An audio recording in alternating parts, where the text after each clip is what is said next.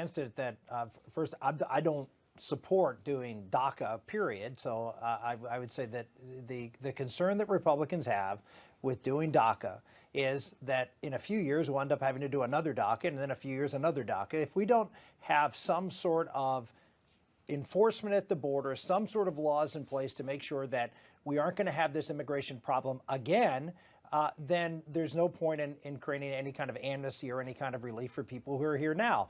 And that's what Republicans have been saying. That's what Donald Trump has been saying for quite some time. And so the idea of doing a clean DACA bill is an absolute non-starter for, I don't think, a single Republican, because we're just creating another problem down the road.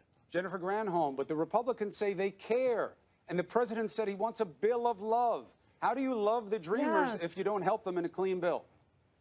Yeah, and how do you love the Dreamers when you were the one to undo the deal in the first place? Yeah, so you should give this as part of the only bill that is teed up at the moment to be able to arrive in time to prevent the DACA young people from being exposed. March 15th is the deadline. There's no other bill that is teed up to be able to be approved in time to save them. So do it. Do it as part of this spending bill, part of the government funding bill, and then do what the president said. Go right into comprehensive immigration reform. Santorum, Senator Santorum is sitting there saying that you have to have more than just this clean bill. Good. Let's talk about comprehensive immigration reform. Let's talk about the things that the president has suggested. What the Gang of Eight did back in 2013. Rick, what's your response? Let's talk about what the president has suggested. The three things the president suggested in a reform bill that he would sign is, number one, ending the visa lottery. That was in the Gang of Eight proposal, which was a bipartisan proposal.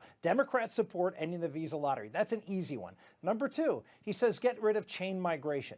And again, a lot of Democrats are very sympathetic to the idea that your uncle's relations and the fact that the vast majority of people coming in this country was in part of that was in the Gang of Eight bill too. So the two of the three things two of the three things, and you say it's teed up. Well, those two things that the president wants that Republicans support, and again, some Democrats do too, are teed up also. The one thing that is, quote, controversial is the wall. But as you heard from the president, he's flexible that the wall can be, yes, some wall and some other things that are included in addition to the wall. We're talking about border enforcement here, and that's a very essential part of this proposal. I get you about the interest in enforcement. I don't know who isn't against a safe border, to be honest with you. Well, I guess we haven't been spending the money on it. It's about how you achieve it. Refused to spend money. Well, look, there's a lot of money spent on the border. They want to spend more. That's fine. They just justify it to their voters. But let me ask you something. You say you heard the president. Now he's a little flexible. Do we know that?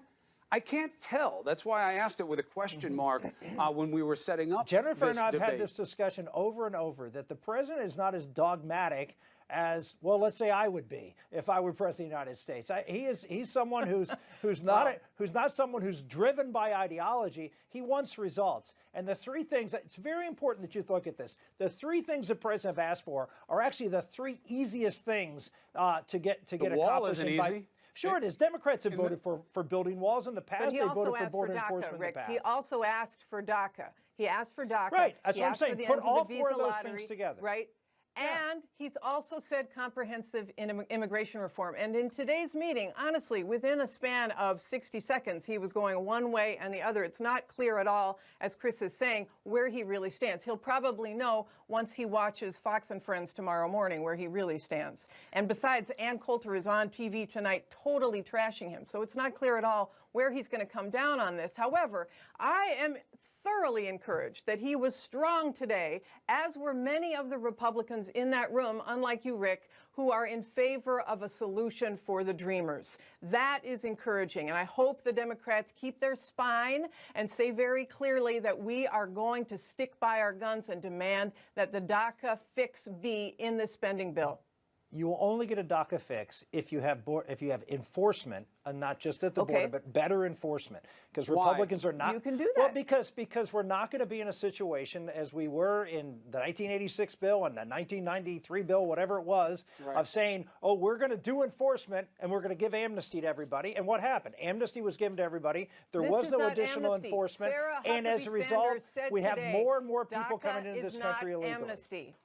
I mean, I know you throw this amnesty word out there because it's so scintillating for people on the far right. If you break the law and come into this country and continue to break the law by false Social Security numbers or a whole host of other things. They did not come in by themselves. I understand that, okay, but I'm let's saying they're just be clear continuing about to this. break the law by being here. You then continue if you to give do them, this, if you allow them Rick, to stay, that's terrible amnesty. for your party. The reason why many others in your party are in favor of doing something is because this is a huge issue for you, for Republicans. If they really want to grow, if y'all want to grow, you better be inviting of people to come to the table. You better be living up to the ideals of America, which is a nation of immigrants other than Native Americans. So it's a terrible strategy to insist that you pack this in with things that are unacceptable and not do the DACA fix. All I can Fix the say, DACA Jennifer, problem is and then what do the a president has comprehensive laid out, immigration reform that has a what the path to president has citizenship. laid out are acceptable. That's my point. The president has actually put something up there that is should be very acceptable to Democrats, and we'll see whether they're willing to take it. Let's just reframe it for people who are following along at home. And by the way, bravo, this is a very good, well-reasoned debate. Happy to have you guys on. The idea of you need to do the enforcement things, otherwise you're going to have this perpetual problem. Why? Why can't you deal with the fact that these people who technically did enter illegally, but they came in as children? That's what Jeb Bush called the act of love. Now the president mirroring it, it seems, in bill of love.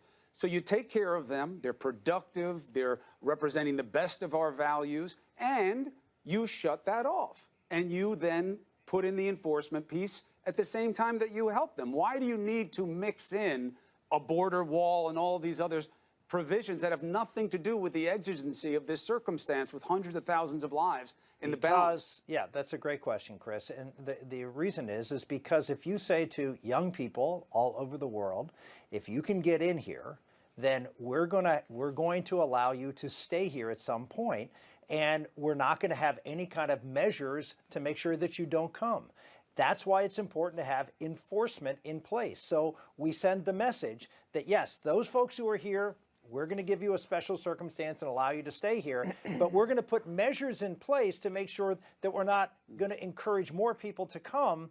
So because we're giving this benefit to those who are here I just already. don't see the logic in needing to do them at the same time. But I'm out of time.